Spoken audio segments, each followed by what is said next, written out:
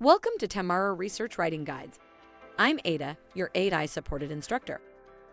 In this video, we will learn how to write a definition essay. Subscribe now and never miss our essay writing guides. You might never heard about it before, but in definition essays, we take a word and explore its definition, historical background, and how people perceive it. If you haven't been given a specific word to define, pick one that's fitting for your definition essay. Let's see some tips to help you decide. Avoid selecting a word with a straightforward definition, as there won't be much to discuss or explore. Secondly, understanding a word's definition is crucial to writing an essay about it, so make sure you choose a word you can talk about. Lastly, to enrich the meaning, you should add your own insights to the definition instead of the dictionary definition.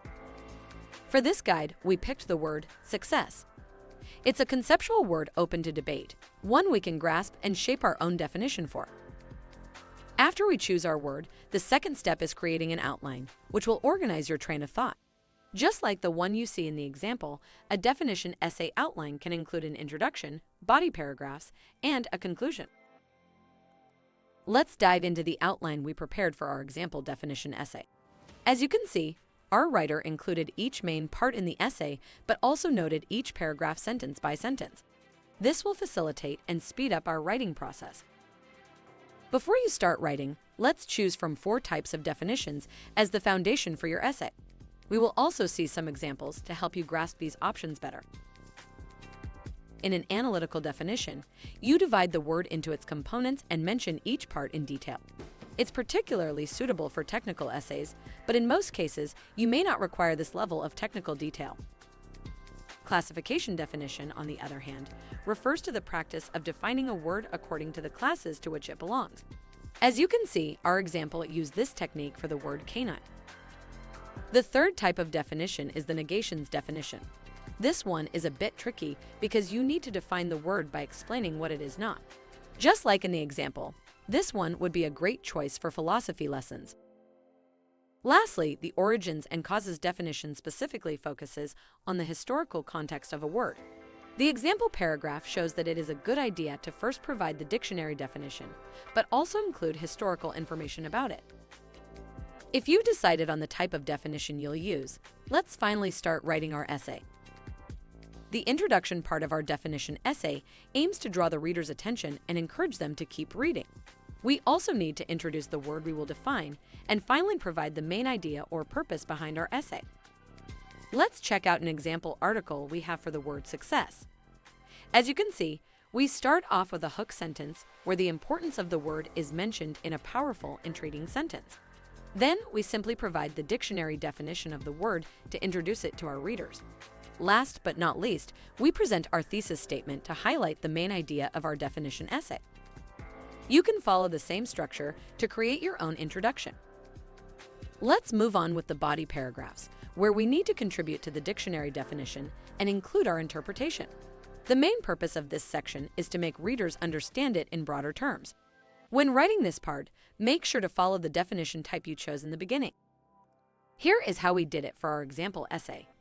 It starts with explaining the different potential meanings of the same word to give some ideas to the reader. Then, these definitions are compared using real-life examples. And finally, we analyze the definitions and provide our personal interpretation since we need to add something to them for a good body paragraph. Although we only showed one, you need to make sure to write 2 or 3 body paragraphs for a well-written definition essay. After those paragraphs, we can complete the essay with a great conclusion. In the conclusion paragraph, mention the thesis statement with the fresh insights and perspectives you've presented. Summarize your main points and provide an overview of your entire essay in a few concise sentences.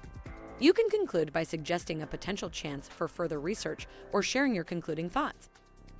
Our example conclusion paragraph is simple and consists of 2 detailed sentences. The first one restates our thesis statement and mentions the main ideas of our body paragraphs. The second sentence includes the writer's final thoughts on the subject and the definition of the chosen word. We are all done with our definition essay. But before you go, let's check out some pro tips and mistakes to avoid so you become fully ready to write one yourself. There are several mistakes you need to avoid, and some best practices to follow to get an amazing score for your definition essay. Let's start with the common mistakes. Never shift your focus from the defined word to an irrelevant subject. This will confuse your readers. Don't choose a word that has a simple definition. It will narrow down your chances of discussing it in your essay. Don't refer too much to the dictionary definition. People expect to see your interpretation. What about the things you need to do? First of all, some words are just too broad. Narrow it down to make the writing process easier. To have a great flow, use transition words and sentences. Go above and beyond and come up with a unique definition if you can. And finally, make sure to proofread your essay after you finish to catch the potential grammar mistakes. By knowing these common mistakes and best practices, you are now fully equipped to write an intriguing definition essay. That's all we have for today. Subscribe to our channel and turn on the notifications so you never miss a video from us. I'm Ada from Tamara Research, and I'll see you in the next video.